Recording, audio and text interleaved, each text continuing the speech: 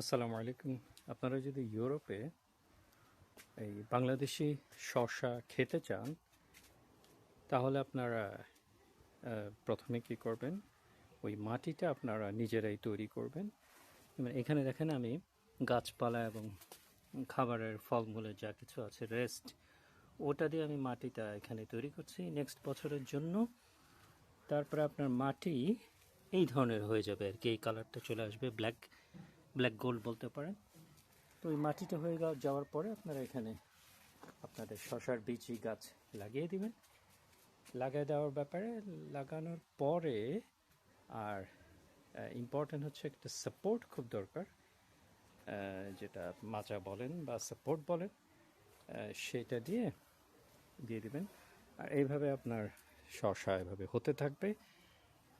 এই যে নিচে হচ্ছে, এই যে দেখেন, আর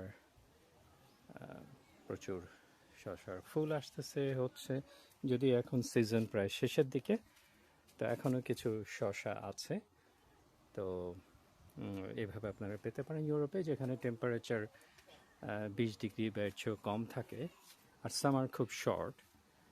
তো আপনাদের মেইন ইম্পর্ট্যান্ট ওই কম্পোস্ট মাটিটা, আর এমন একটা জায়গা, ওপেন জায়গায় লাগাতে হবে যেখানে প্রচুর সূর্যের আলো আসে। আপনারা দেখতে পাচ্ছেন যে এখানে প্রচুর সূর্যের আলো আসছে।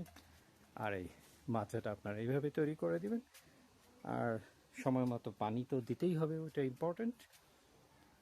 আর কোনো সার টারের দেওয়ারই দরকার নেই, আমি এখানে তেমন কিছুই দিই নেই। আমার যে মাটিটা ওইটা হচ্ছে একদম অর্গানিক, তো ওইটাই। এবং দেখেন আমি এখানে এইভাবে আমি প্রচুর শশা উঠালাম, এই যে দেখেন এখানে প্রচুর শশা। তো এটা আপনারা রান্নাও করতে পারেন, আবার কাঁচাও খেতে পারেন।